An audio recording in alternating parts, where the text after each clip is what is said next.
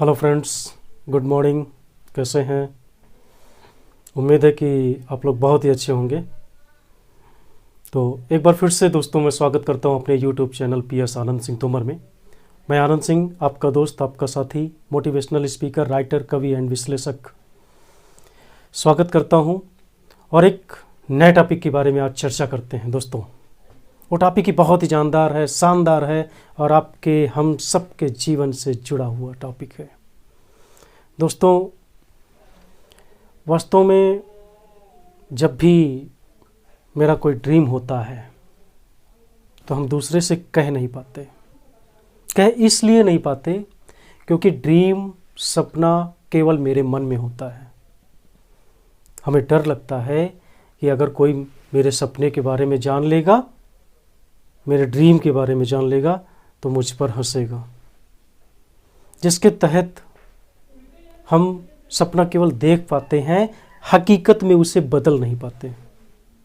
जी हाँ, मैं ऐसी बात आपको बताने वाला हूं दोस्तों जो कि आपके दिल के अंदर जाकर आपके सपनों को पूरा करने की प्रेरणा देगी।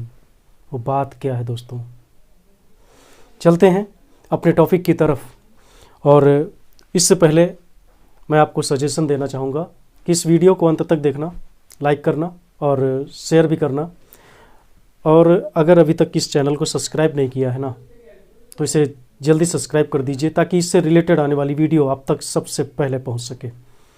तो दोस्तों, मैं अपनी चर्चा पर देरी न करते हुए आपको डायरेक्ट बताना चाहूँगा कि आप जब भी कोई अपना सपना बनाएं तो सपना किस तरह का होना चाहिए।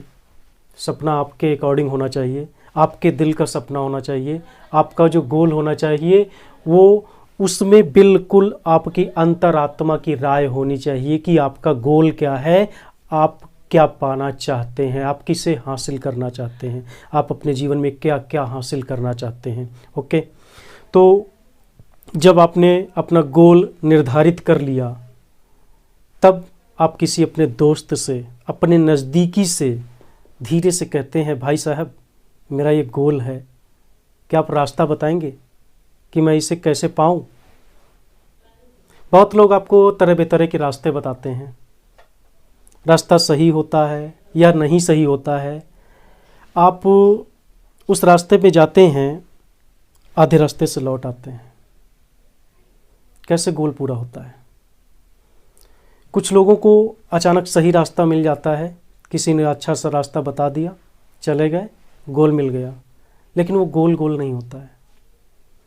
वास्तव में दोस्त, जब भी आप कोई गोल बनाएं और गोल को अचीव करने के लिए जब आपको बिल्कुल सटीक रास्ता मिल जाए, तो रास्ते में चलने से पहले एक चीज़ ध्यान में रखनी चाहिए। एक चीज़ ध्यान में रखनी चाहिए कि जो रास्ता है,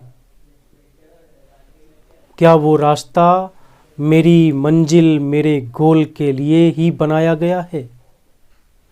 अगर ये रास्ता वास्तव में आपके गोल के लिए बना है, इसका मतलब आप सफल होने के लिए जा रहे हैं। जब आप सफल होने के लिए रास्ते पे चल दिए, तो जब रास्ते में चलते हैं ना, तो रास्ते में एक ऐसी चीज़ आ पड़ती है, जैसे आप किसी मंदिर पूजा करने जा रहे हों और रास्ते में पैर के नीचे फूल की जगह पे कांटा आ जाए। आप क्या करते हैं? उस कांटे से यही तो कहते हैं, चल हट।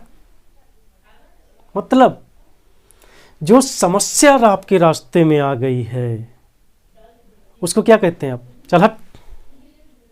तो कहाँ से आ गई मेरे बीच में? मैं तो सफलता लेने की ओर जा रहा हूँ, मैं तो सफलता लेने की तरफ जा रहा हूँ, तो कहाँ से आ गई मेरे रास्ते में? दोस्तों, मेरे कहने का मतलब ये है कि जब आप अपनी मंजिल को पाने के लिए, जब आप अपनी मंजिल को पाने के लिए, अपनी सफलता के लिए रास्ते पर निकल पड़े हैं, तो आप क्या देखेंगे? समस्या को देखेंगे या सफलता को देखेंगे। समस्या आएंगी, रोड़ा बनेंगी, लेकिन हमें समस्या को नहीं देखना है।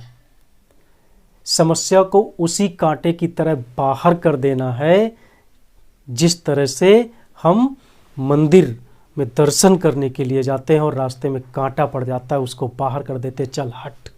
उसी तरह से समस्या को भी बाय बाय कहना कि तू मेरे रास्ते में, तेरी इतनी हिम्मत कैसे आ गई?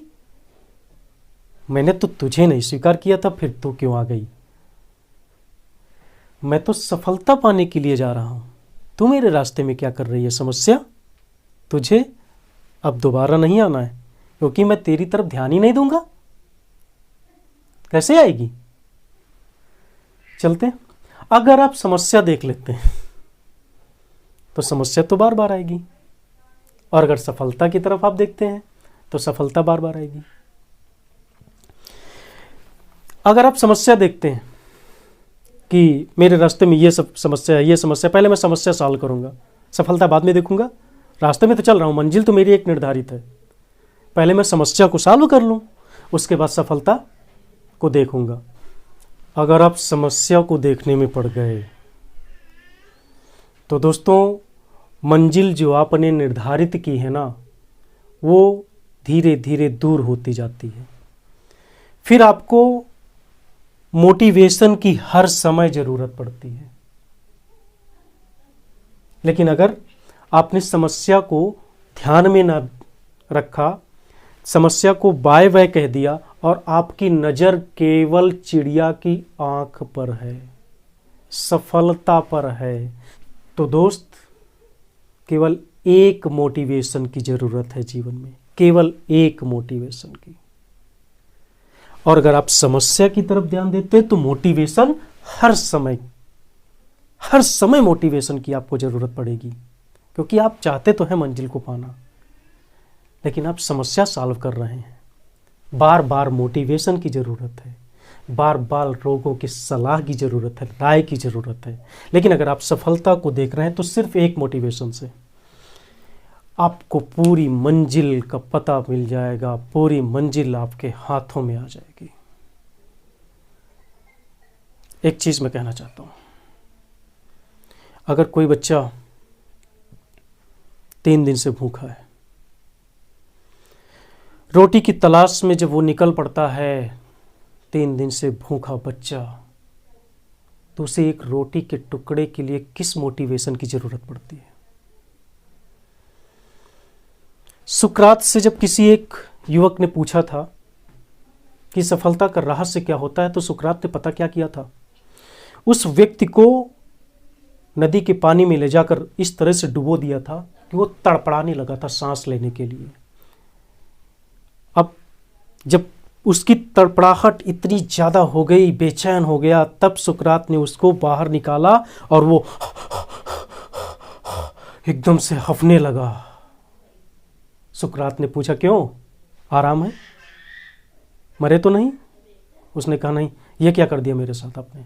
उसने कहा, यही तो सफलता का रहस्य है, यही तो आपकी बेचैनी, पानी के अंदर सांस लेने की बेचैनी थी कि किसी तरह से मुझे एक सांस मिल जाए तो मैं फिर से जीवन जीऊं।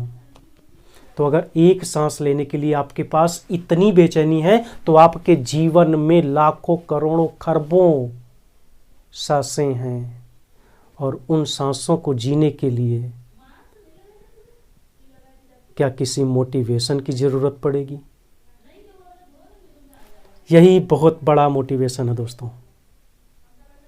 अगर आपको अपने लक्ष्य को हासिल करने के लिए तड़पना आपके हृदय में है, एक तड़पन है, एक बेचैनी है, तो बेचैनी से बड़ा कोई मोटिवेशन नहीं है। तो दोस्तों, उम्मीद है कि ये वीडियो आपको बहुत ही पसंद आई होगी।